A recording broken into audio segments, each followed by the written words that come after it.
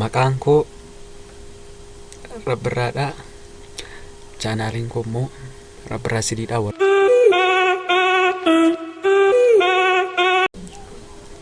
Viidiyoo jalqabuu birraa akka sochoon amma dhuma viidiyoo kanaatti ilaaluun dirqama keessanii mirga miti dirqama dhawuuti.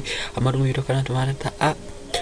Viidiyoon keenya ni jalqabaa ijoollee xiqqoo kan umuriin 3-4 darbeetu sirba sammuutti qabatee sirbuu yaalan itti fakkaata. Ishii gamaalumaafuu gara viidiyoo keenyaatti deemna.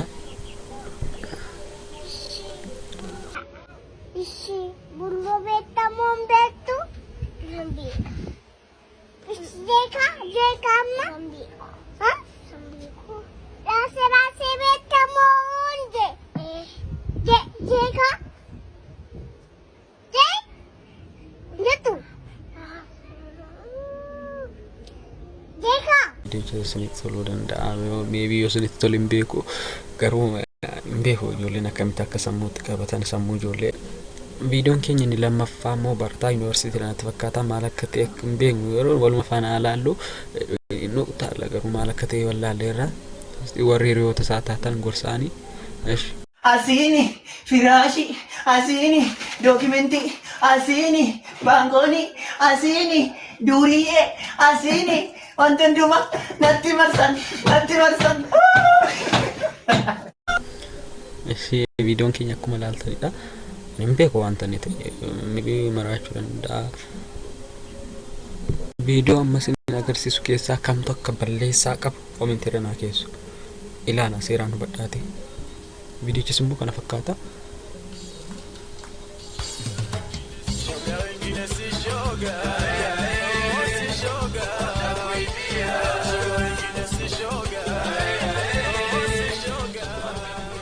Nama balleessaa qabu nama natti himee maal gochuu danda'u ammaa fi gara fuulduraatti waa gochuu yoo dandeenye yaalla.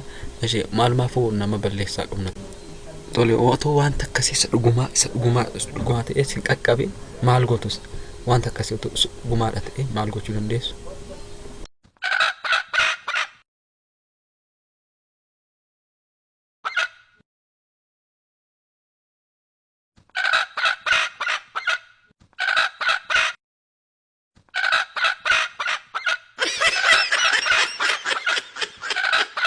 Otoo anaati maal na dhibe waan barbaade maal ta'e.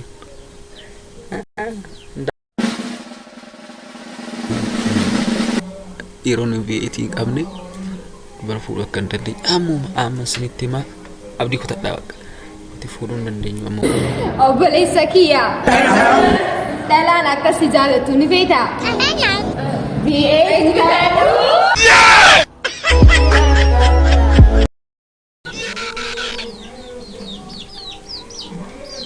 maal gochuun hin danda'amu. Namoonni gurguddaan ijoollee keessan booddee gabaa argitanii akkan gaabbine ijoollee meeqa jira kan karaatti qabee rakkisuu mucaan obboleessi keenya kana nu ibsuuf sirbaan nu himeera. Micayyoo gabaan argiyyaa abba booddee sumatu gabba.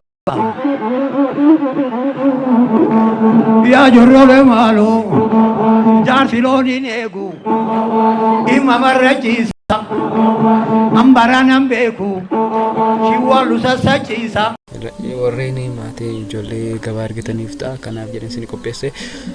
Tole viidiyoon amma isin agarsiisu immoo dhimma itti gaafatamu mudhii gadi.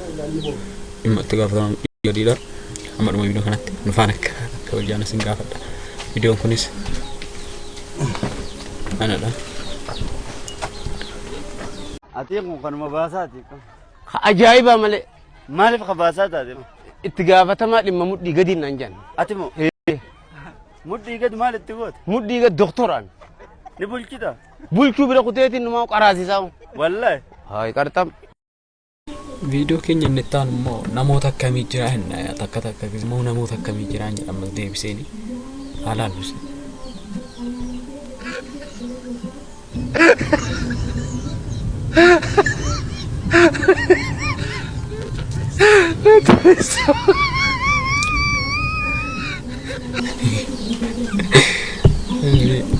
namoonni namoonni akkas isa akka jiran addunyaa kanarra baruu qabdu maalumaa. Tole viidiyoo keenya findeerraa warreen ammammaatti tolaa hin godhin viidiyoo kana ilaalaa turtan laayik gochuun dirqama keessan mirga qabdanis jedhee rasaa chaanaalii kana irratti